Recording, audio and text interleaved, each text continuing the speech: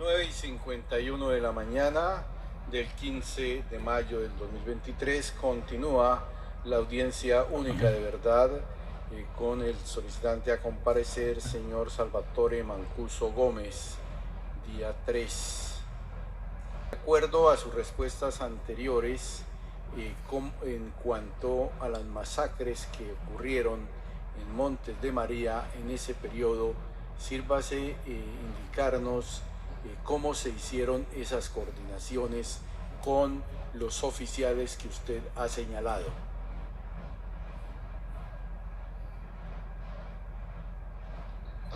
Perdón, tenía el micrófono cerrado, sí, señoría. Bueno, hubo coordinaciones, como le dije, con el Díaz Granados para algunas operaciones y con los otros oficiales. Directamente hice algún tipo de coordinaciones que tenían que ver con el rescate de unos secuestrados que le dije. Y las otras ya, esas estructuras, esos lazos, digamos que elementos de contacto los canales de comunicación fueron dejados abiertos para que los comandantes que teníamos sobre la zona lo hicieran directamente, y de esa manera se hicieron, señor magistrado. Señor Mancuso, ¿la planeación de esas operaciones fueron conjuntas o quién colocaba el direccionamiento del plan y cómo se coordinaban las actuaciones? Se hacían unas coordinaciones en cuanto a las rutas de acceso que llevaría la autodefensa, tanto las de ingreso como de salida, para que no hubiese ningún tipo de tropiezos entre nosotros, fuerza pública y autodefensa. En algunos casos, cuando había participación conjunta, bueno, se planificaba directamente todas las operaciones desde un principio, como era la operación, se definían objetivos, rutas de ingreso, de acceso, apoyo en caso de combate, zonas hacia cuál replegarse en caso de combates e ir ganando la contienda en la guerra, hacia dónde avanzar y cómo bloquear posibles salidas del enemigo que se combatía para tratar de encerrarlo en la zona y darle un golpe más fuerte. Todas estas cosas que hacen parte de las guerras irregulares se planificaban para estas acciones, su señoría. Aquí Mancuso va a citar en detalle lo que fue la coordinación de las masacres de Lara y la Granja, o conocidas mayormente como las masacres de Hidroituango. Aquí lo tenemos. Señor magistrado, hubo coordinación, hubo preparación previa desde hacía más de un año larguito. Antes de la operación empezó a planificarse. Yo personalmente estuve reunido con el general Manosalva para lo mismo. Hubo coordinación para el contacto con el general Manosalva a través de Iván Ramírez, el general de la primera división comandante. Y hubo coordinaciones con las tropas sobre el terreno, coroneles, mayores, capitanes. Y hubo un movimiento de tropas desde Urabá, Córdoba, en la región de el Bajo Cauca antioqueño, y todas estas tropas se movilizaron para llegar hasta allá. Información adicionales en la audiencia privada, por favor, honorable magistrado. Él se abstiene de citar nombres porque sabe que estos nombres que él va a citar ya son componentes de vicepresidentes, de ministros de diversas ramas y de presidentes que están involucrados en esta situación. Así que vamos a estar más atentos a lo que él pueda proseguir diciendo más adelante. Ahora aquí la respuesta sobre la masacre de Pavo Arandó y la entrega de varios guerrilleros y la captura de varios elementos de las autodefensas a raíz de una posible traición. Así se expresó Mancuso, el mejor cantante hoy día en Colombia. Bueno, esto se hizo con la Brigada 17. Recuerdo que el comandante Carlos Castaño estaba bastante molesto porque se sentía traicionado, porque había organizado esto con el comandante de la brigada para ese momento. Ya creo que no era Rito Alejo quien estaba otra persona al mando. Si recuerdo bien, creo que era el coronel Carreño. No recuerdo con exactitud, no puedo darle datos porque no quiero ser impreciso, no lo tengo en mi mente, pero sí hubo coordinaciones y efectivamente hubo captura luego de miembros de autodefensa, que el comandante Castaño estuvo molesto por ello, pero sí hubo coordinaciones y se trabajó conjuntamente y las poblaciones vieron que en los combates estábamos coordinados y mezclados en varios momentos con la fuerza pública durante el transcurso de esos hechos. En esta respuesta siguiente le preguntan a Mancuso si esas acciones en Pavarandó, por los ríos El Cisne y La Esmeralda, fueron planificadas o fueron acciones simplemente hechas por las autodefensas, y por lo tanto él contesta de esta manera, como lo vamos a ver acá. Eran acciones que hacían parte de un plan de lucha contra la guerrilla en ese momento. Pavarandó era un lugar fuerte donde estaba la comandancia de la FARC. Lo pelearon y se agarraron al terreno durante mucho tiempo. Intentamos ingresar ahí en algunas ocasiones.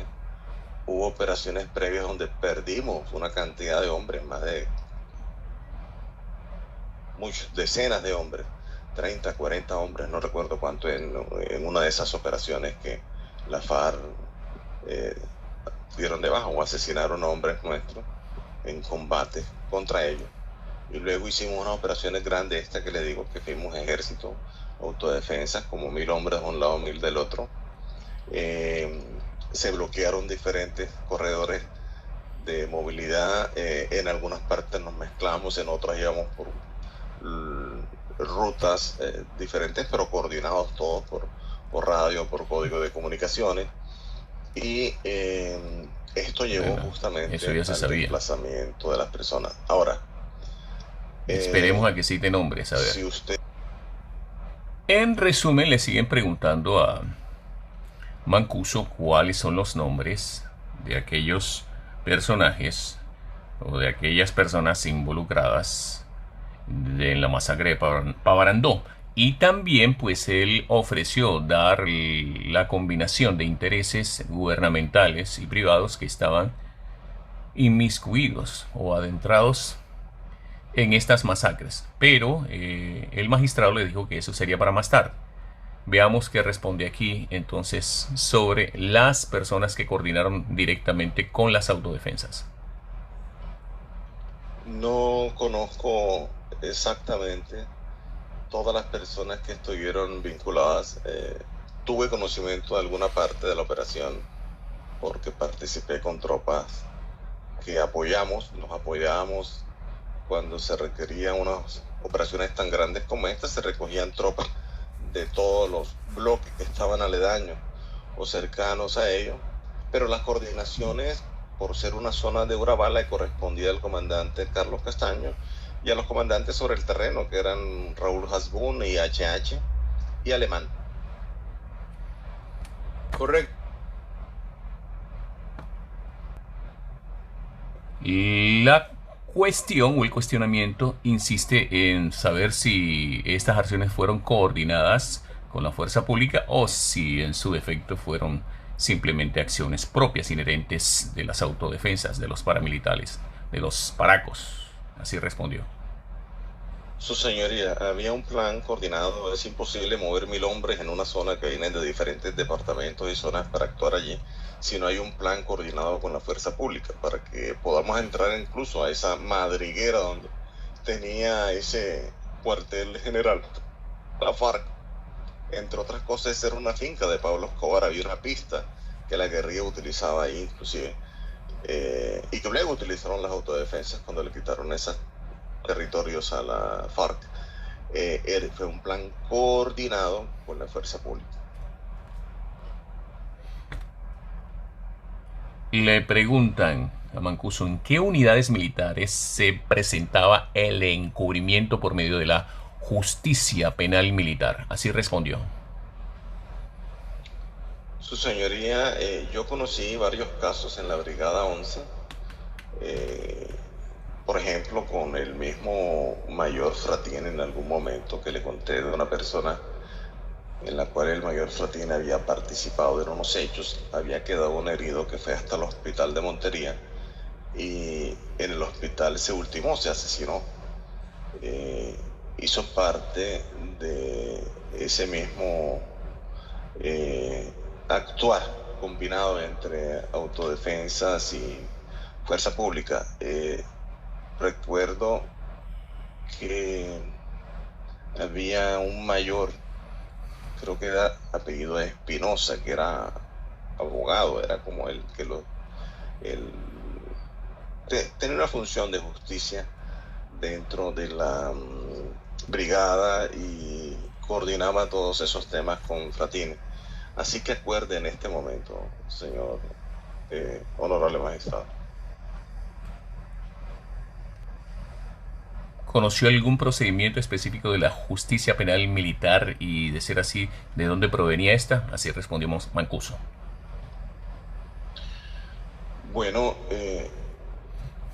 lo que yo escuché, porque esto no lo viví directamente, es que había una solidaridad de cuerpo entre ellos. Intentaban siempre desvirtuar cualquier tipo de prueba, porque a nosotros se nos pedía que actuáramos justamente para que esas pruebas que podían implicarlos no fuesen a salir a la luz pública. O sea, prácticamente ellos eran los borradores de la fuerza pública. Tenaz hacía. Aquí, con relación a la compra de armamento, esto es lo que responde Mancuso sobre el detallamiento sobre la adquisición de armamento, no solamente dentro de Colombia, sino fuera de ella. Señor magistrado, los fusiles que se trajeron, bueno, en este caso esta modalidad fue la compra directa a una fábrica. Arsenal es la fábrica. Esa fábrica, bueno, nunca se ha investigado. Esos hechos nunca han llegado a tener una profundidad en la investigación. Allí participó el capitán Rojas y Humberto Ágredo. Arsenal se llama la fábrica. En la primera importación. Arsenal. En las otras importaciones hubo un problema en la cual Humberto Ágredo estaba teniendo algunas diferencias con el capitán Rojas y fue y recurrió al comandante Castaño. El comandante Castaño me pidió que le pidiera al capitán Rojas que se hiciera a un lado de las siguientes negociaciones de fusiles que se fueron dando. Eso se dio. Humberto Ágredo empezó a manejarlo ya directamente con el comandante Carlos Castaño. Sé que el señor Humberto Ágredo hizo las coordinaciones con la fuerza pública a través de las instrucciones que le dio el comandante Carlos Castaño. Aquí continúa Castaño, definiendo cómo entraban esas armas por Expo Militar, es decir, la expositora Expo Militar en Bogotá. Hubo una Expo Militar en Bogotá. Esos primeros fusiles se trajeron a través de la Expo Militar. Se firmó por los comandantes de Fuerza Militar, Ejército, todos los que tenían que firmar de manera legal. Imagínense. Y aprovechando esa importación, esos fusiles se le regalaron a la fuerza pública a través de Indumil para la Expo Militar, y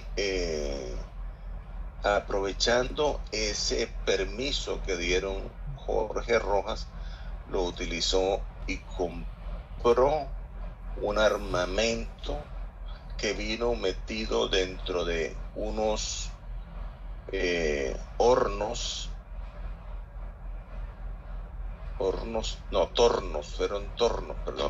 de unos tornos que ingresaron por Buenaventura. Iban destinados supuestamente a servir para la exposición militar de Expo Militar en Corferias, Expo Militar. Las armas provenían de Bulgaria y ingresaron a través de la sociedad Equipos y Repuestos Limitadas.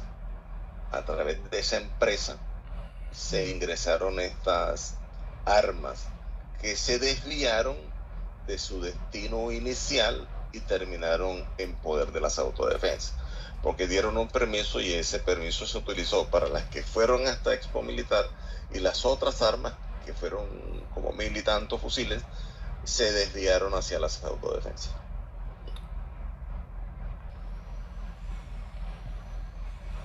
Aquí dice la fecha. No me recuerdo con exactitud, su señoría. Esos fusiles venían de donde le digo, de Arsenal, Varsovia. Empresa polaca. Qué lindo, ¿no? Amplía la información cómo se dio el contrabando. Perdón. En igual forma usted señaló que desembarcaron otras armas por el puerto de Vanadés en Urabá. Imagínese. Por favor, refiérase a este hecho. Imagínese. Vanadex. Con gusto, su señoría. A ver. Un segundo. Nosotros Esto es nuevo, armas por el puerto de Urabá en grandes volúmenes en 2 ocasiones. Una fue a Arsenal. Se compraron 4.500 fusiles, 3 millones de cartuchos, ametralladoras PKM, los RPG-7 que son lanzagranadas. Y eso se compró también urea, que era un fertilizante. Nitrato de amonio. Y vinieron dentro del barco que se descargó en Banadex. Después vino una importación que se hizo a través de señor. Aquí paro yo y explico. El nitrato de amonio más el ACPM en proporciones específicas sirve para hacer ANFO, es decir, un explosivo de alto rango que se utiliza en minería y que se puede usar, obviamente, como ustedes lo saben, en situaciones bélicas. Porque de apellido Cifuentes. Cuando los Cifuentes, Pachito y Jorge, esta operación de compra de fusiles las trajo Pacho Cifuentes desde Centroamérica, desde Nicaragua. Ese barco zarpó de México, entró a Centroamérica, cargó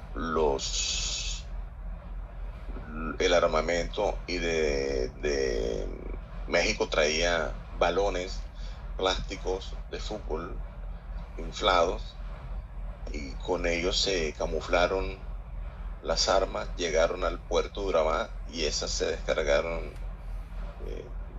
no en el puerto directamente, sino con grúas que hacían parte de estas compañías bananeras, honorable magistrado. La empresa de barcos sabía de la carga que traía, así respondió Mancuso. Señoría, sí, eso lo coordinó directamente Raúl Hasbún, con lo que tenía que ver con las empresas bananeras, porque él era, digamos, quien fungió en ese rol de bisagra con ellos. Él tenía permanente comunicación con ellos y la fuerza pública a través de la convivir que se había conformado en la zona. Y hubo participación, sí, ellos tuvieron conocimiento de esos hechos. Hasbún era el afamado empresario bananero, que no solamente era bisagra, sino que también era ejecutivo de varias empresas de banano en la zona de Urabá. Aquí le preguntan las fechas de los embarques, de los dos embarques que están citando. Así respondió Mancuso. Eso fue como en el año 2000 aproximadamente, señor magistrado. Usted se... Bien, y seguimos entonces, porque esto está calientísimo, hermano. Aquí le preguntan por los funcionarios portuarios responsables de esta situación. No tengo conocimiento exacto de ellos. Me enteré para su momento. Uno era el jefe de seguridad de Baradex y otras personas, pero no recuerdo con exactitud. El mismo patrón que se tiene en la Drummond, lo que era la parte de seguridad física, no la parte de seguridad industrial, eran los conectores evidentes entre las fuerzas ilegales, el ejército y los mismos responsables ejecutivos que se estaban presentando como los que hacían las decisiones sobre cualquier acción, fuese legal o ilegal en este respecto.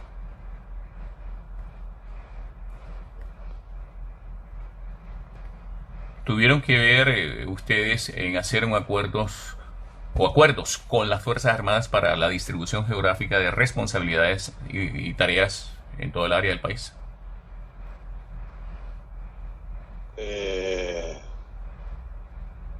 Perdón. Me repite, perdón, su señoría, era que estaba acordando. Aquí cita el nombre de una empresa israelí que actuó como intermediaria para traer fusiles desde México en los contenedores en medio de balones de fútbol. Aquí la cita, nombre y característica. Que embarcó bajo la fachada de los 14 contenedores supuestamente con balones de plástico y que se habían encargado de ello, que era la empresa Vanoli Limitada, de un israelí. Vanoli Limitada. Polacos e israelitas. Sí. Tremenda combinación. Vanoli Limitada era. Aquí Mancuso prosigue sobre la distribución geográfica.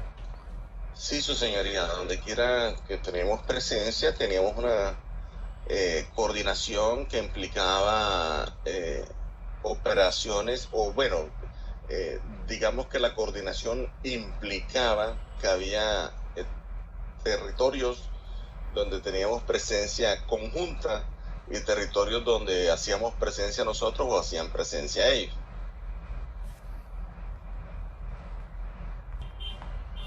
Aquí da un detalle Mancuso sobre cómo se hacían esas coordinaciones con las unidades militares de la zona. El Catatumbo, por ejemplo, ingresamos al Catatumbo, se coordina desde los altos mandos militares hasta los oficiales que están sobre el terreno, ejército, policía. Y ya luego la policía no estaba en la Gabarra, queda en la Gabarra, empiezan a colocar las otras estaciones de policía que están en el área, ejército ingresa porque tampoco estaba para aquel momento en la Gabarra, y empezamos a subdividirnos las responsabilidades sobre el terreno. Áreas operacionales, quién opera en ciertas regiones, cómo nos comunicamos, cómo compartimos la información, cómo nos apoyamos, cuáles son zonas de retaguardia, cuáles protegen ustedes, cuáles nosotros, hacia dónde avanzamos nosotros, hacia dónde ustedes nos ayudan a avanzar y cómo bloquean para que no ingresen a ciertos territorios mientras estamos allí y vengan otros frentes a apoyar. Básicamente cosas que tienen que ver con el conflicto y que eran una rutina diaria que se tenía al respecto. Y estas son las específicas del desaparecimiento de las personas en Tibú, en norte de Santander, Catatumbo, frontera con Venezuela. En la que le piden que por favor no se dejen las personas que se iban asesinando, dando de baja por las autodefensas, en los lugares donde se hacía, especialmente en zonas donde el conflicto era intenso y los asesinatos eran diarios y múltiples. Nos piden que se desaparezcan las personas. Esa presión llevó primero a la inhumación en fosas que se hacían en la tierra, y allí se desaparecían las víctimas, porque la connotación de desaparecido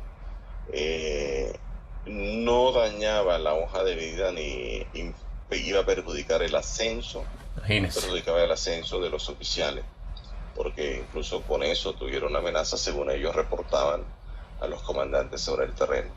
Y llegó a un extremo en determinado momento en que se utilizó un horno donde se construían ladrillos para incinerar víctimas en norte de Santander. Bueno, eso ya lo sabíamos. Ya de por sí, pues migremos y vayámonos a otro aspecto, a otro lado. Bien, aquí está entonces la razón del por qué hicieron fosas en Venezuela. Extremo. Entonces empezamos a utilizar, porque había muchísima presión de las organizaciones de derechos humanos, de las mismas víctimas valientes, que reportaban y denunciaban estos hechos, y para evitar que las autoridades colombianas operaran y que llegaran hasta donde se tenían esas fosas, entonces se tomó la determinación de pasarlos hasta el lado de Venezuela, donde no podían operar las investigaciones de las instituciones de Colombia, y allá se inhumaron, se desaparecieron decenas, centenares de personas. Le preguntan a Mancuso con quién él coordinó estas desapariciones en el Catatumbo, en la frontera con Venezuela, que dé nombres. Bueno, estas desapariciones se dieron en todas las regiones de autodefensa. Se convirtió en un patrón ordenado desde la comandancia, desde el comandante Carlos Castaño hacia abajo. Había que desaparecer los cuerpos. Aparecían solo unos cuantos, lo que eran, discúlpeme la expresión, estadísticas normales, y no podían superar esas estadísticas normales. Cuando empezaban a superar las estadísticas promedio, la orden era desaparecerse. Y se hizo en todas las regiones como un patrón. Estadísticas normales de asesinato. ¿Y con qué oficiales? Sobre el terreno, con todos los que estaban, su señoría. Cada uno de estos oficiales pedía precisamente que no se le dejaran los cuerpos en la zona, y por eso se procedía a desaparecer a las víctimas. Y recuerda, No cita nombres en específico, pero aquí vamos a ver si lo hace. los nombres de ellos. Bueno, en el Catatumbo, yo no recuerdo los nombres en este momento, no podría decírselos, pero con todos los que estaban sobre el terreno. Tenaz, ¿eh?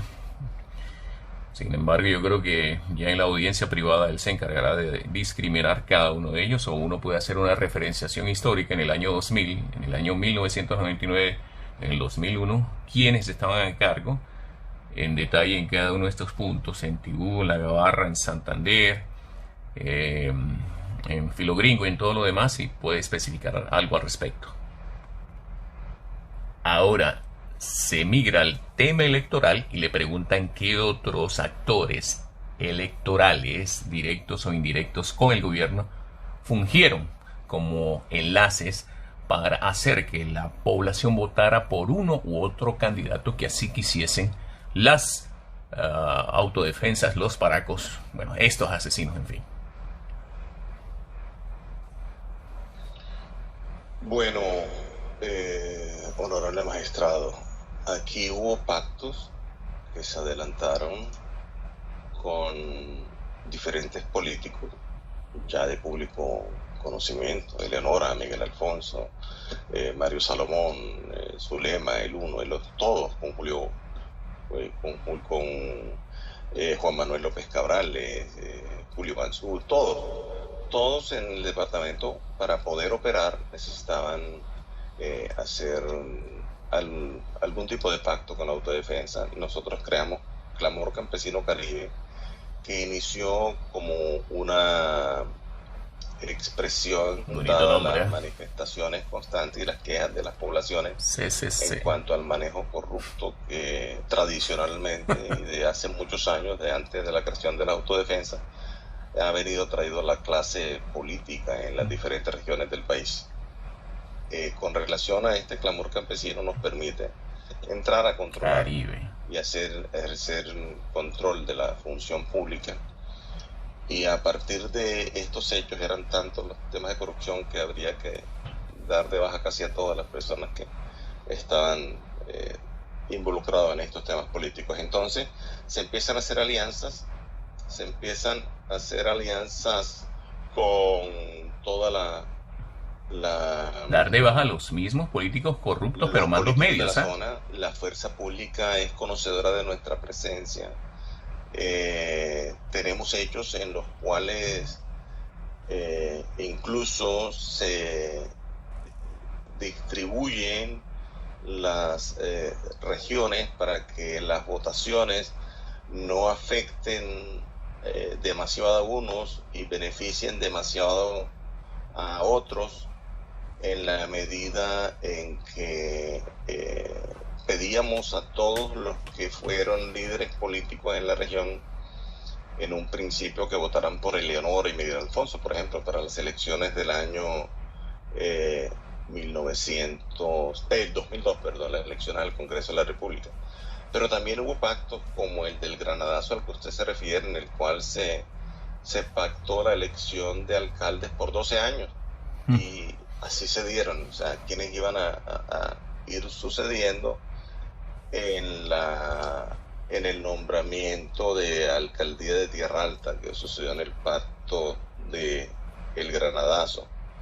En Santa Fe de Ralito, bueno, buscábamos un pacto a nivel nacional que permitiera, a través de estos acuerdos, sacar adelante un proyecto político de autodefensa a nivel nacional que tuviera que ver con básicamente mayor atención y solución de problemas insatisfechos en las zonas, apoyo a los procesos de paz que se adelantaran, el tema de seguridad, el tema de negociaciones. Bueno, era múltiple el acuerdo que se hizo en aquel momento. Recuerdo que era para, el título tenía como para refundar la patria, algo así, no recuerdo. Qué buena hechura, ¿no? Entonces, para estas elecciones, incluso en el año 2002, y es algo importante a saber porque no solamente se dio a nivel regional, sino también a nivel nacional.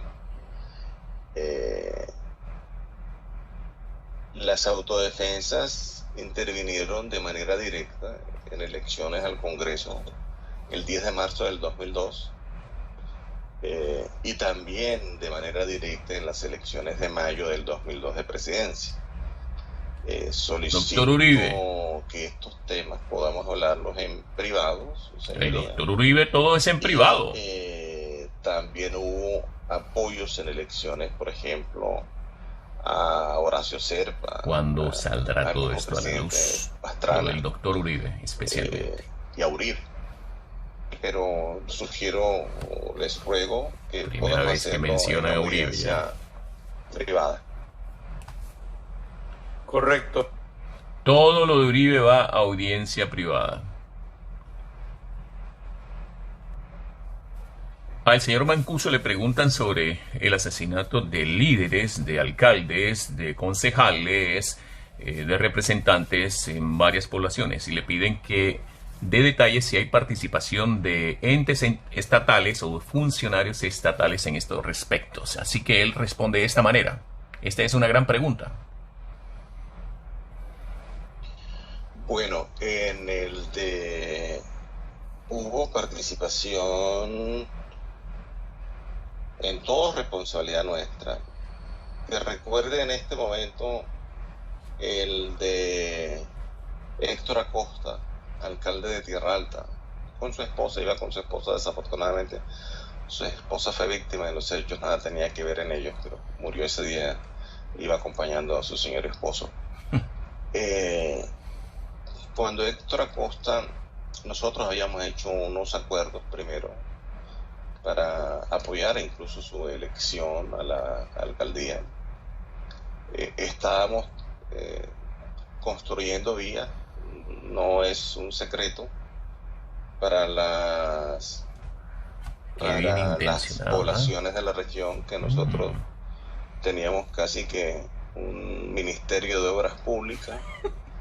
Teníamos bulldozer, motoniveladoras, retroexcavadoras, volquetas, etcétera, y arreglábamos toda la Copiado de la guerrilla, también nos hacían nosotros aquí, en la empresa. Así que hicimos el arreglo de una carretera y la construcción de otras y unos puentes que iban hacia la zona de Ralito y otras que subían hasta Diamante, Tolobá.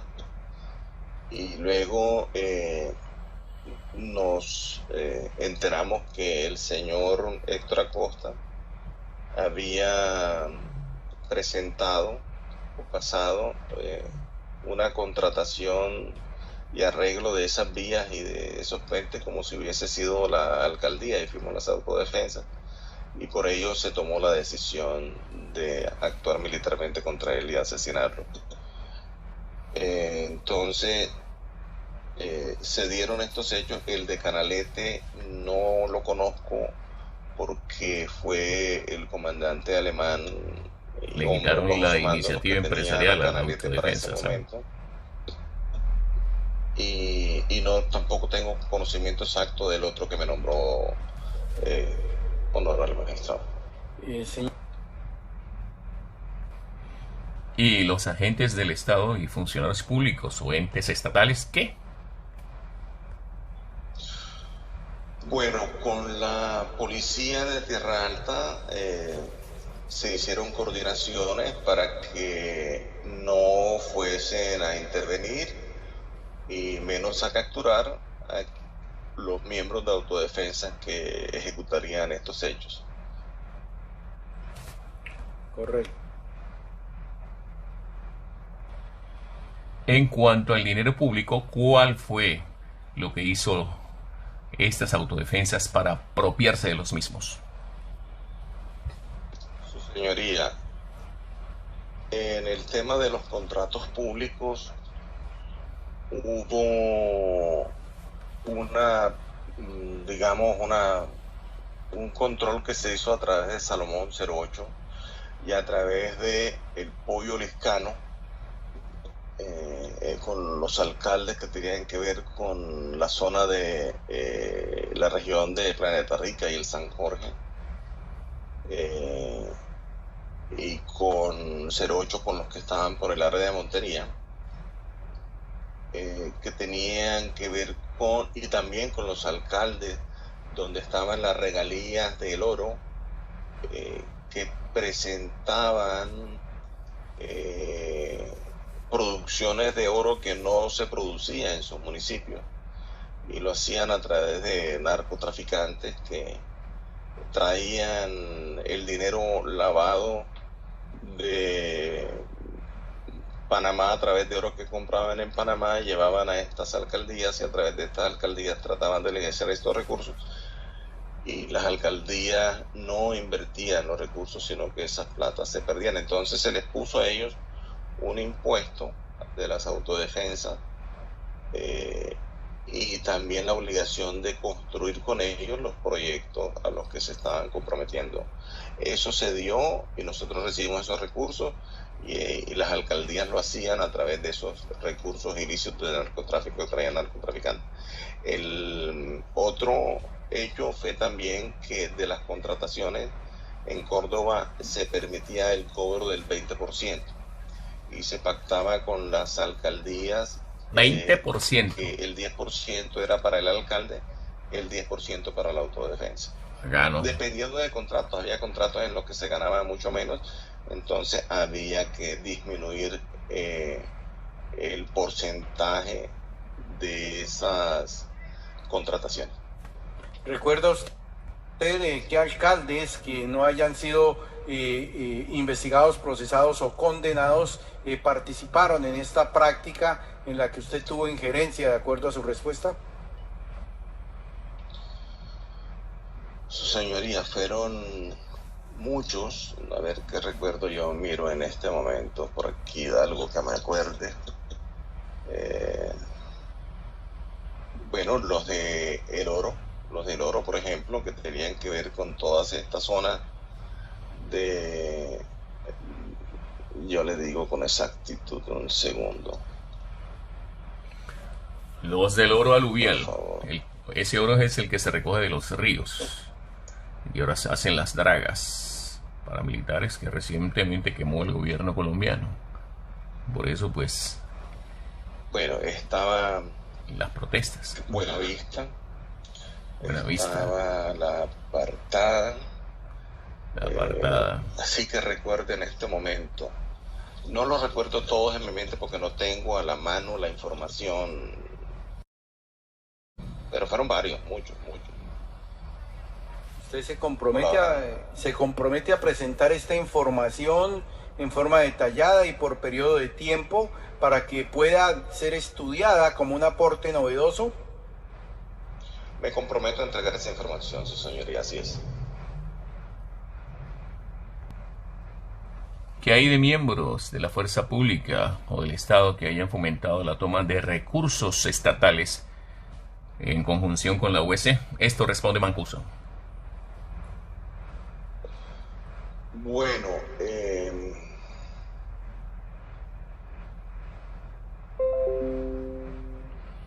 no tanto de recursos públicos, pero sí de recursos de otras economías que me gustaría que lo habláramos en la audiencia privada, su señoría, por favor.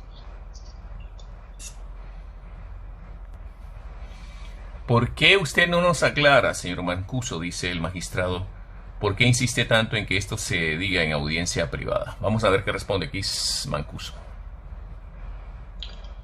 Porque comprometen la seguridad de personas y porque además aún son personas que tienen mucho poder. Uy, carajo. Imagínese usted cómo estarán ahora saltando las uribestias ahora cuando hace esa mención, ¿eh? Tremendo, ¿eh? Tremendo de por sí. ¿Con quiénes pactaban los nombramientos, por ejemplo, en el aspecto de salud en el hospital de Montería y cómo esto se hacía? Su señoría, disculpe, creo que hay algún tipo de imprecisión en la información porque no conocí nunca al señor Irazo como director de Hospital de Montería, pero no hay problema. Podemos nombrar a mi cuñado Manuel Troncoso, que fue secretario de Salud de la Gobernación. El señor Troncoso, ese fue un pacto que se hizo cuando estaban las contiendas electorales entre el grupo que denominaron el sindicato, liderado por Juan Manuel López Cabrales. Lo llamaron el sindicato contra Juan Manuel López Cabrales, pero fueron los medios de comunicación de allá locales de la zona. Y básicamente para que participaran ambos, sin que nosotros tuviésemos que intervenir a favor de unos u otros, porque Eleonora y Miguel Alfonso eran congresistas colocados que ayudaron las autodefensas a ser elegidos. Ellos tenían un aspirante que era Aldana, apellido Aldana, y el Juan Manuel López tenía con todo su equipo otro aspirante. Entonces se les dijo, bueno, hagan política ambos. Finalmente fue la decisión que se tomó. Ustedes mirarán quién hace mejor trabajo y sale elegido, pero el que gane de los dos nos entrega 2 secretarías que eran salud y educación. Pero no aceptaron educación, entonces dijeron que aceptaban entregar salud y la otra era, no recuerdo el nombre de la otra en este momento, y nombraron luego un señor de apellido Saleme en ella, es el que nombraron. Así que recuerde en este momento ese tema. En cuanto a nombramientos, fueron, bueno, múltiples los que se dieron. Y vayamos, por ejemplo, al tema de la Fiscalía. La directora del CTI, Rosalba Negrete, estamos en salud, no pasamos allá. Ok, no, entonces espero que ustedes sigan Sí, avanzando. ya vamos a llegar allá entonces. Este modelo lo replicaron en los llanos orientales. ¿Puede usted hacer una mención al respecto? Su señoría, fue un modelo que se replicó por todo el norte de Colombia y por todas las zonas donde operaron las autodefensas en el país. Recordemos, por ejemplo, que el puesto de Caramelo, eso se hizo con el gobernador, con el Mono López. Se le invirtieron unos recursos grandes de la autodefensa y unos recursos moderados de la gobernación. 08 era el que manejaba todos estos temas, pero yo me reuní con el gobernador, con el Mono López, Jesús María, para organizar ese tema, incluido Eleonora Pineda y Miguel Alfonso de la Estrella. Tuvimos una reunión con el Mono López y con 08, Gobernador de Córdoba, de Ralito, organizando ese tema de lo que tenía que ver con salud en el departamento y en zonas que tenía que ver con autodefensas. Eso se multiplicó por todo en las zonas donde estábamos las autodefensas y fue un hecho, efectivamente, que se dio honorable magistrado. ¿con quiénes ustedes hacían procesos de inversión, reinversión en fincas, ganados, terrenos, bienes inmuebles, ya fuesen personas jurídicas, naturales o gubernamentales? Procesos de reinversión. Me explica mejor esa pregunta, por favor. Sí, su señoría, eso sucedió. Hubo dinero, por ejemplo, que no fueron a sostener la estructura y que hicieron parte de inversiones que realizó la autodefensa, como por ejemplo la Enoteca, que fue un restaurante que montamos las autodefensas en Barranquilla con Giorgio Sale, que costó alrededor de 4.000 millones de pesos ese restaurante. La Enoteca en Barranquilla. Hubo Giorgio inversiones Sale en fincas que servían a los intereses de la autodefensa y de los grupos que teníamos en la zona para que pudieran refugiarse en ello, montar los cuarteles generales dentro de esta zona. Otros que eran como reservas de capital o dinero. Existieron recursos que fueron a parar a,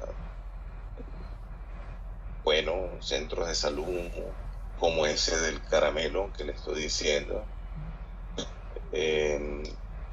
a través de Funpascor. Los comandantes Castaño manejaron muchos recursos que iban justamente para sostener los predios ganaderos que tenían tanto en Córdoba como en la región de Urabá, y que de una u otra manera se convertían en recursos que hacían parte de la reserva en caso de ser necesitados para la guerra. Hubo muchos modelos diferentes, su señoría. ¿Qué hay de las entidades financieras internacionales o nacionales que concentran ese dinero de reinversión que hacían las autodefensas, señor Mancuso? No se utilizaron entidades extranjeras. Hubo empresas que se crearon, por ejemplo, Urapalma. Urapalma la creó Vicente Castaño, creo que era Urapalma que se llamaba así. Palmura, Urapalma o Palmura, no recuerdo la que creó. Urapalma sí fue la que creó, y también Palmura tenía Vicente Castaño. Recuerdo que hubo una inversión grandísima luego de esos combates que se dieron en la zona del Bajo Atrato. Vicente Castaño decide, a través de Palmura, que eso se lo manejaba un señor Toño Zúñiga, Antonio Zúñiga. Eso se da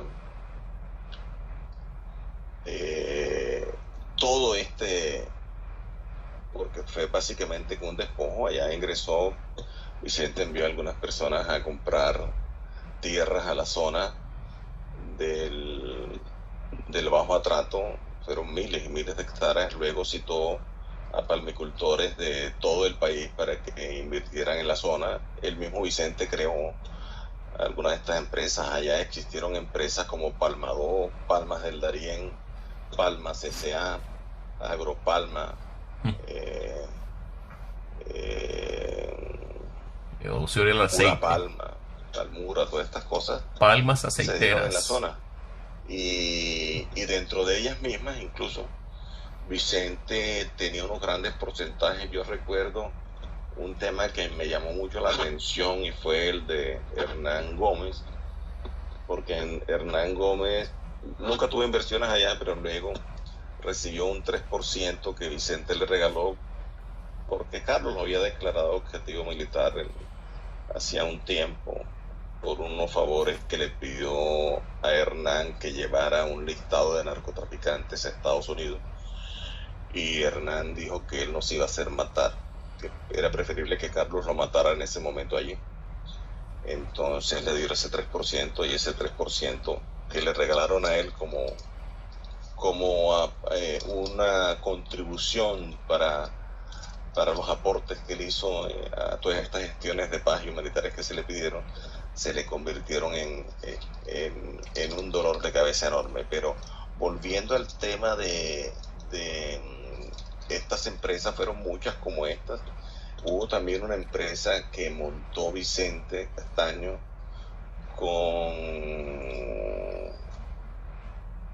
¿cómo era que se llamaba? Italo Fianchi, y con otra persona que traían como combustible de Panamá a CPM, o llevaban a CPM a Panamá desde Venezuela. No recuerdo con mucha exactitud este tema, pero hubo múltiples maneras de hacerlo, su señoría. ¿Cómo se dio la relación de Fedegan y de Martelo, que era el presidente de Fedegan, con relación a la involucración de las autodefensas en los Montes de María? Así responde el señor Mancuso. Bueno, con Jorge Bisbal Martelo no hubo una reunión, fueron múltiples reuniones. En un año podían darse alrededor de 2, 3, a veces 4 reuniones con él, que era el presidente de Fedegan. Igual con el Fondo Ganadero de Córdoba, que el gerente era don Rodrigo García Caicedo, que era como un padre para Carlos. Él consideraba su segundo padre. Y también esas reuniones del Fondo Ganadero venía acompañada casi siempre de Sabas Pertel, que también era un asiduo visitante de los campamentos del comandante Castaño. En esas reuniones el doctor Jorge Bisbal Martelo en algunas ocasiones solicitaba presencia de autodefensa, que cuando íbamos a llegar a ciertos lugares, por ejemplo en la región de los Montes de María, en algún momento me dijo: oye, me tengo la finca ahí, por allá no están llegando los muchachos tuyos, ¿qué está pasando? ¿Por qué no los mandan hasta allá? Y bueno, inmediatamente le di la orden al comandante de la zona para que extendieran el área de operaciones hasta allá, y así fuimos extendiendo áreas de operaciones a zonas donde se requería la presencia de la autodefensa en el apoyo a esta lucha contra la subversión a entidades del Estado, y por solicitud que hacían ganaderos o empresarios de la zona a través de Jorge Bisbal. Igual sucedió con el tema de los comerciantes, el tema de los transportadores.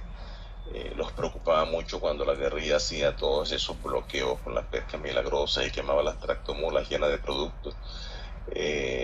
Eso nos fue llevando a que le diéramos prioridad a la expansión de autodefensa a diferentes regiones del país, Montes de María, las diferentes troncales del país, los grupos que se armaron entonces por toda la carretera que conduce hasta llegar a Medellín, las diferentes autopistas. Siempre había grupos cercanos que nos permitían ejercer un control. Así se dio, honorable magistrado. ¿En qué época Bisbal Martelo le hace la solicitud? Año, mes, día.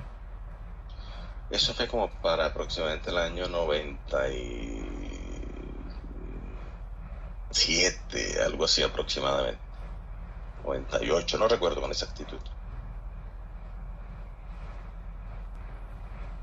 Sobre Ecopetrol, ¿qué puede decirnos? ¿Cómo se involucró y cómo les permitía a esta empresa colombiana que ustedes se inmiscuyeran con el combustible o con otros elementos? Bueno, honorable magistrado, y no solamente eso, también nos entregaban la información del itinerario que se tenía en las horas de bombeo, qué tipo de combustible iba a ser bombeado de tal hora a tal hora, de tal hora a tal hora, y los días en los que se realizarían estos bombeos. Esa información nos llegaba a nosotros y se daba ese tipo de actuaciones. Ahora, hubo operaciones que se dieron en los Montes de María con extracción de combustible,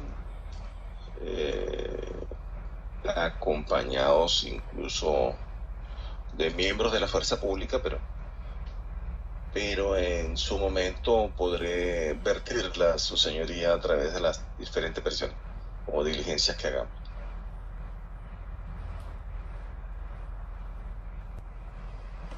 Funcionarios, fechas y qué prácticas. Bueno, eso hubo funcionarios de alto nivel y se acordó aproximadamente como desde el año 1998-99.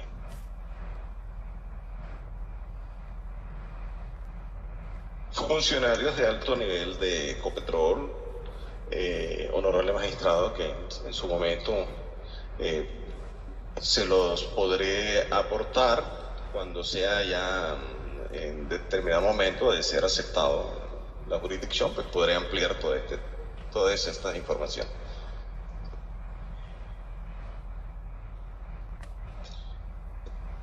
Los beneficios que recibían estas empresas era que empezamos a hacer presencias en las zonas por donde dinamitaban las guerrillas de manera permanente el oleoducto, y entonces ya disminuyó ostensiblemente esos ataques terroristas a esta infraestructura energética que tenía que ver con el tema de los hidrocarburos. Seguramente también lo hacían con la guerrilla, esta gente de Ecopetrol. ¿Qué hay de la muerte y el asesinato del presidente del sindicato del abuso, Marrugo, en María la Baja? Tengo conocimiento del hecho, señor.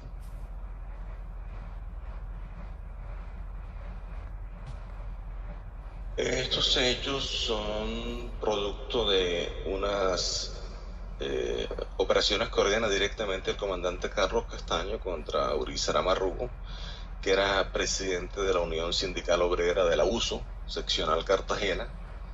Él iba con su escolta Rafael Enrique Arellano Torres. Eso ocurrió en noviembre del año 2001 en la zona urbana de Cartagena.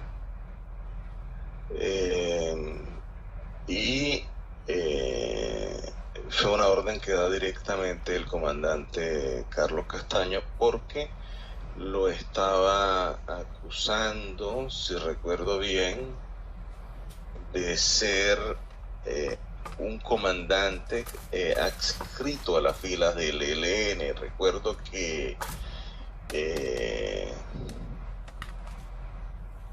el comandante decía que él era miembro del Frente Jaime Bate Mancayón del ELN. y que lo había sometido a juicio popular, decía el comandante Carlos Castaño, que incluso sacó un comunicado público de las autodefensas, que estábamos dispuestos a entregarlo al Estado para que el Estado lo procesara y lo castigara.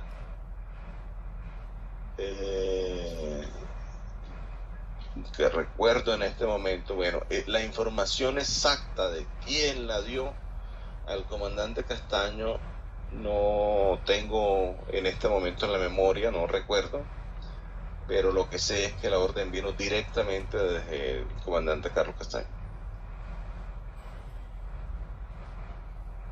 De detalles de cómo se distribuyó el impuesto de 3 centavos por kilo que se le hacía al banano a las Convivir, al ejército y a los propios paramilitares. La empresa bananera, señor magistrado, no estuvo exenta del pago de impuestos a la autodefensa. De hecho, ellos, cuando yo estuve en reunión, en algunas que asistí con el comandante Carlos Castaño, en las primeras que se dieron en Urabá, con todas estas bananeras, venían de pagarles altas contribuciones a la guerrilla, y se les dijo, bueno, aquí las contribuciones de ustedes van a ser un poco menor a lo que le pagaban a la guerrilla, pero tienen que contribuir a la autodefensa, y lo hicieron con el mayor gusto, porque la guerrilla les tenía paralizado las exportaciones de las producciones que tenían, y fue $1 centavo, 3 de dólar, que uno iba para autodefensa, otro para ejército y otro para la Convivir. Autodefensa, ejército, Convivir, así se repartían. Esto se multiplicó, inició en Urabá, pero se extendió hasta el departamento del Magdalena, donde estaban las bananeras, y el propio Pedro Hasbún,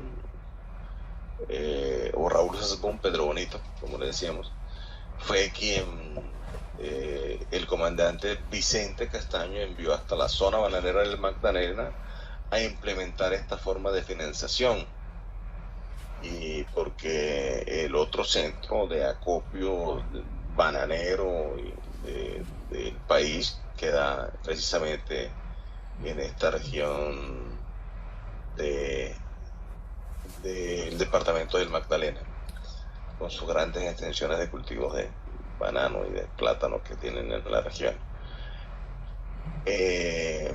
¿Quiénes aportaron? Bueno, todas las empresas que estaban ahí, tanto nacionales como internacionales. Yo estuve reunido allí con muchos de ellos, estuve reunido en Medellín, fui con Raúl Hasbún a algunas de estas empresas bananeras, y con mucho gusto ampliaré la información, honorable magistrado, en diferentes diligencias cuando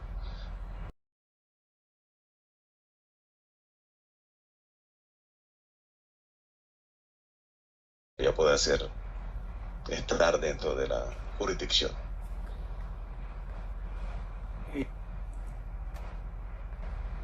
Detalle el dinero de la recogida que hacían, por favor. Miles de millones de pesos, no sé el dato exacto, pero fueron miles de millones de pesos, honorable magistrado.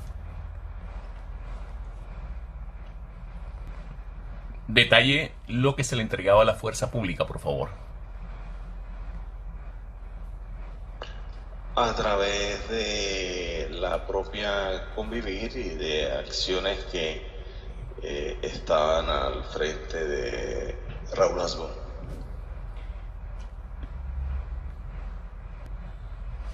¿Qué miembros de la fuerza pública recibían ese dinero que venía del impuesto a las bananeras?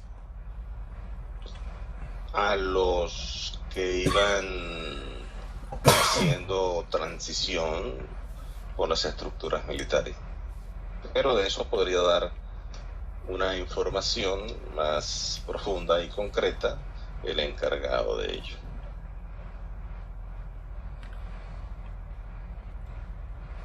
A nivel regional no. Diga por favor, a nivel nacional, con qué funcionarios de Bavaria se acordó el pago a las autodefensas, a los paracos? Bueno, este tema no lo tengo en la cabeza en este momento, con quién exactamente, pero se hizo efectivamente, se recaudaron recursos y bueno, en su momento podré ampliarlos, honorable magistrado. ¿Cuánto recaudaron con Bavaria? Su señoría, también fueron centenares de millones, que pasaron los miles. ¿Qué beneficio recibía la empresa por pagar esas sumas de dinero? Poder distribuir sus recursos en zonas de dominio y control de la autodefensa, sin que se les prohibiera el libre mercado de los intereses económicos que ellos tenían en la zona.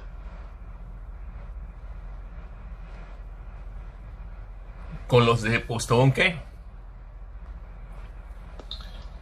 De igual manera que el anterior, su señoría, se replicó el mismo esquema con ellos y se les pidió que colaboraran a través de los distribuidores. Tampoco tengo a la mano eso, pero lo podré ampliar en la medida en que avancemos en las otras diligencias en caso de ser aceptado, pero me comprometo a hacerlo. Es indudable de que todos estos distribuidores regionales de la época o de lo que todavía están vigentes deben responder ante la justicia colombiana por esta clase de comportamientos. Gran pregunta.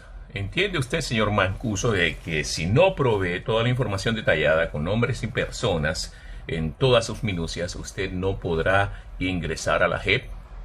Manifiéstese al respecto, por favor. Entiendo lo que me ha recordado su señoría. También entiendo que si ese estándar no lo amplío, en caso de ser aceptado en la JEP, seré excluido porque toda la información ya se la plasmé en esta audiencia previa de versión única. Entonces puedo decirle de Postobón, que pagaba 10 millones de pesos mensuales, que fue un acuerdo directo porque ellos tenían distribución directa y que se hacía en los diferentes departamentos donde operábamos. Entonces Postobón sí pagaba 10 millones de pesos del 2000, más o menos son como casi unos 120 millones de pesos mensuales de la época. Bastante dinero. Bien, esta es una pregunta muy importante porque involucra directamente lo que es la Drummond en los años en que yo trabajé con ellos y da referencia a dos personas muy importantes que fueron Locarno Balmore, Víctor Hugo Orcasita. Ellos eran presidente y vicepresidente del sindicato, fueron asesinados y les preguntan si hubo conexión directa con Jim Atkins, que era el director de seguridad, ex miembro de la CIA y que trabajaba con la Drummond, al cual yo conocí personalmente. Me lo presentó el coronel Rodríguez y estuvo hablando en esos detalles. Entonces aquí responde Mancuso sobre ese respecto. Esta es una información crucial y la estaba buscando desde hace tiempo. Sí, su señoría, y además hacen falta otras personas que no ha mencionado usted, como Cándido Méndez, Gustavo Soler. Y Gustavo Soler también fue presidente del sindicato de Drummond y fue asesinado.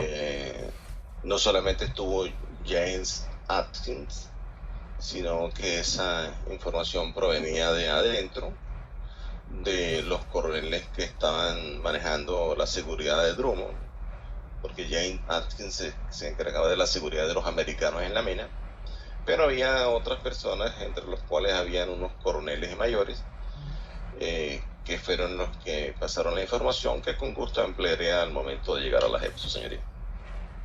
Lástima Lástima que no dio detalles porque él sí conoce si ese listado fue configurado, entregado, y puede confirmar todo este involucramiento de la Drummond a nivel de dueños de gerencias estadounidenses, de gerencias colombianas y de gerencias regionales, como el señor Alfredo Araujo. Todo esto puede ser definitivo para volver a retomar un juicio contra la Drummond, ya que en los Estados Unidos ellos fueron completamente absueltos.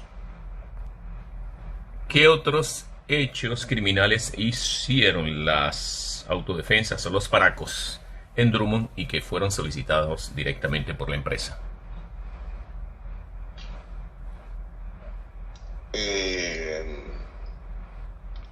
Los que le mencioné. ¿Cuáles? Entre ellos, las dos personas que le mencioné, Cándido Méndez y Gustavo Soler. ¿Y estas personas, recuerda ustedes quién eran? ¿O cuál era el perfil de ellos? Eran sindicalistas de Sintra Mi Energética, que era el sindicato de Drummond. De los 1000, sí, eso es correcto. ¿Qué otras empresas brindaron apoyo financiero al proyecto paramilitar? Fuera de Drummond, claro. Que no hayan sido vinculadas al proceso. Bueno, no tendría que ser un ejercicio de memoria profundo, pero hemos mencionado muchas que no han tenido ningún tipo de vinculación a los procesos. Me comprometo a revisarlo y a mirarlo, pero así en este momento haciendo el ejercicio de memoria, porque fueron tantas, que no sé cuál de ellas estaban por fuera. A pesar de que aquí el magistrado le cita explícitamente a Mancuso de que tiene que citar con detalles, nombres, razón social, las empresas que fuera de las nombradas también apoyaron el proyecto paramilitar, esto se irá a hacer dentro de la audiencia privada. ¿Qué quiere decir esto? Que hay conexión directa con empresas que tienen vinculación posiblemente con políticos y con industriales de gran renombre. ¿A qué acuerdo se llegó con funcionarios de la Contraloría General de la Nación, por favor?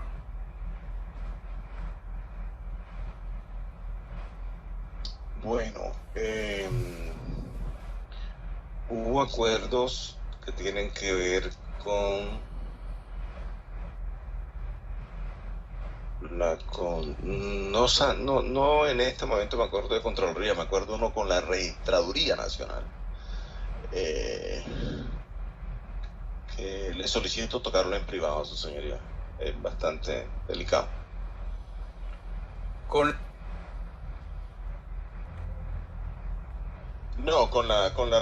ese que le dije, con la registraduría. Su señoría, usted me regala por favor unos minutos que me siento un poco indispuesto, si me tomo una pastilla, por favor, y voy al baño un segundo. Se hace un break desde las 11:17 y se reinicia a las 11:30. Ahí vamos a hacer el salto. ¿Existió algún acuerdo con miembros de la Procuraduría General de la Nación? De detalles, por favor.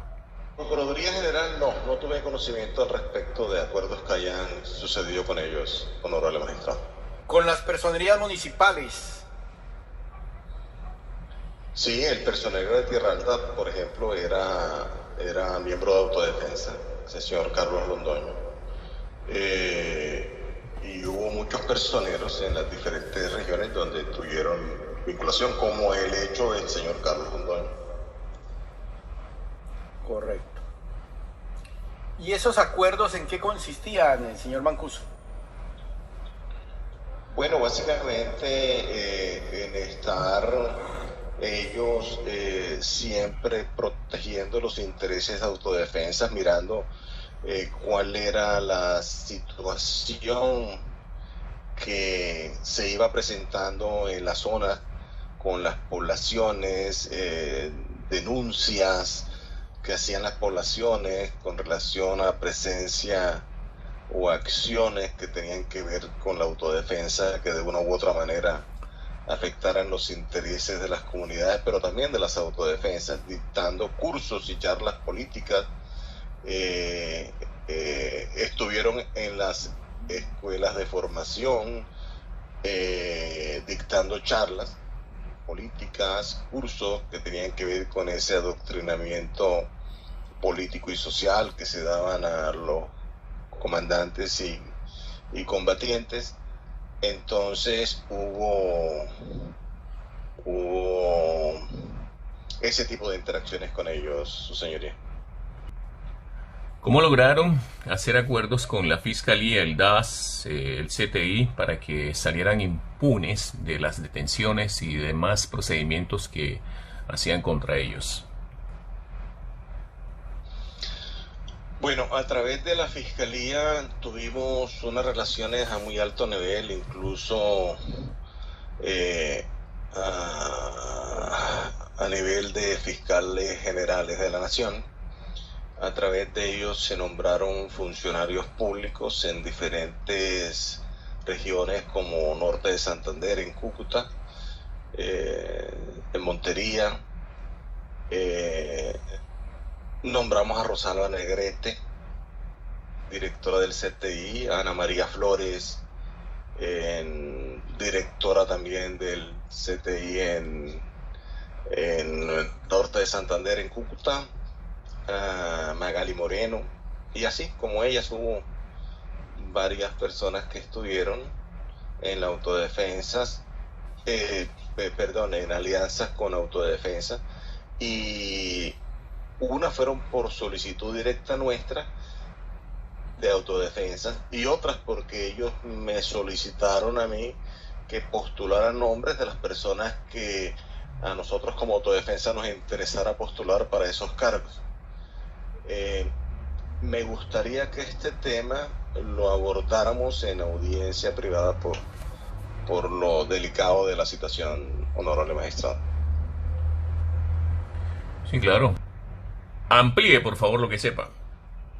Sí, su señoría. Un fiscal me mandó a preguntar a qué persona quería que nombráramos en el cargo de directora del CTI en Montería, por ejemplo, que es cuando yo solicito que nombren a Rosalba Negrete. Lindo, ¿no? ¿Qué hay de los acuerdos con esas instituciones a nivel municipal, regional, gubernamental? Y denos detalles al respecto, por favor. Sí, hubo acuerdos para que no se persiguiera la autodefensa, para que las investigaciones que se adelantaran no involucraran a miembros de autodefensa, para que se archivaran en muchos casos o se desvirtuaran en otros. Sí hubo todo ese tipo de actuaciones, señor magistrado, incluso en Norte de Santander hasta falsos positivos se hicieron, o positivos se hicieron con la Fiscalía. Lindo, ¿no? Carajo. Responda si miembros del CTI participaron en el enmascaramiento de víctimas que se presentaron en temas de combate, por favor. A ver, miembros del CTI en esas operaciones, yo reviso un momento, perdón, aquí un listado que tengo, pero no le voy a hacer, perdón, su señoría, no lo tengo en la mente en este momento, no lo tengo en la mente en este momento, pero creo que hay un hecho, se lo puedo precisar apenas tenga la información más clara.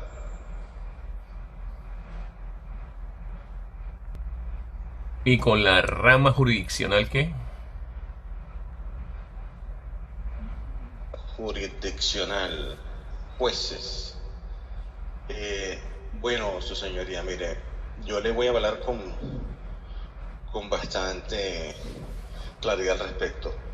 Las fiscalías especializadas y los jueces especializados son los que se encargaban de el tema que tenía que ver con paramilitarismo. Y era efectivamente para aquel momento las personas que capturaban de la autodefensa, casi todas salían de las prisiones, de las cárceles, y eso se organizaba con los jueces especializados o con los fiscales especializados. Por ejemplo, en el, en el Cesar había un juez especializado y 4 fiscales especializados. En La Guajira había un juez especializado y 2 fiscales especializados. En Santa Marta, un juez especializado, 2 fiscales especializados. En Barranquilla sí eran más jueces y fiscales. En Montería había la misma situación. Entonces, con ellos, para ponerles ejemplo específico de esta región, se dieron esos pactos. En Medellín hubo ese tipo de pactos, pero además hubo un ataque violento de autodefensa contra servidores públicos del CTI por investigaciones que tienen que ver con la responsabilidad de autodefensa, pero de personas también que tuvieron que ver en la decisión de muertes de defensores de derechos humanos, que también les solicito por la delicado del asunto tocarlo en privado, honorable magistrado. ¿Qué hay de la Defensoría del Pueblo? A nivel departamental y a nivel nacional se tuvieron relaciones con la Defensoría Pública, pero básicamente las relaciones de la Defensoría Pública eran unas relaciones en las que ellos, cumplían con su función de velar por la defensa de los intereses de la ciudadanía. Fueron en muchas ocasiones a mediar por nuestra participación en hechos que involucraban a las poblaciones, a la ciudadanía. Se les entregaron menores de edad, recuerdo, eso se coordinó desde Bogotá con el defensor del pueblo. Más bien eran relaciones amistosas. Tiene el mismo apellido de uno que ha sido periodista, pero no me acuerdo muy bien. Era hermano. También, hubo toda esta serie de circunstancias. En Córdoba la defensora del pueblo acompañó a reuniones a miembros de las comunidades. También el defensor del pueblo en alguna ocasión se reunió con Carlos Castaños y conmigo a nivel nacional. No me acuerdo el nombre, cómo era que se llamaba. Pero todos estos datos se los puedo precisar. Pero para acciones de tipo delictivo, ¿hubo alguna coordinación? ¿Se enteró usted?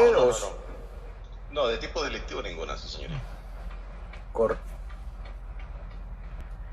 ¿Existieron vínculos de miembros de la Fiscalía o de otras instancias gubernamentales para proceder contra otros funcionarios del Estado, del CTI o de otras instituciones que investigaban contra las AOC, los paracos y sus susodichos?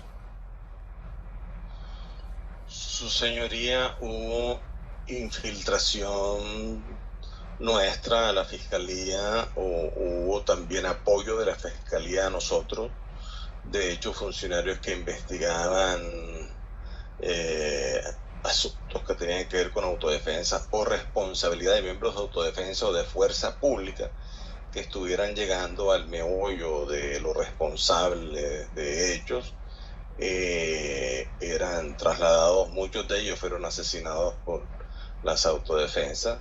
Recordemos que Carlos Mario Aguilar Echeverría, que le decían Rogelio, de la oficina de Envigado de Medellín al mando de Don Berna, fue investigador del CTI y luego fue comandante de la oficina de Envigado. Estuvo en el CTI en los años 90, varios años, y él era una de las personas que reportaba inteligencia permanente, y no solamente del CTI, sino también de policía.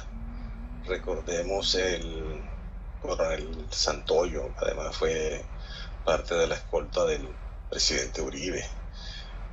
Recordemos el caso de el mismo DAS, que también tenía que ver con informaciones que nos daban José Miguel Arbaez y otros que estuvieron ahí. Y estos temas es muy importante que los toquemos en esa sesión privada, que la de hoy va a ser bastante larga, su señoría. Espero ser sucinto para que no sea tan larga, pero es importante que los toquemos allí. Indudablemente que todo ese aplazamiento de declaraciones importantes en la sesión privada involucra nombres que más adelante la JEP debe expresar y debe dar a conocer a la opinión pública. No entiendo por qué Mancuso no los revela ahora, aunque sea de soslayo, aunque sea de repasón, y posteriormente pues ya se especifiquen las características, las definiciones de cada uno de ellos. De verdad que no entiendo esto. Señale las características del proceder de las autodefensas de los paracos contra el periodismo que los investigaba, tanto a nivel regional como nacional.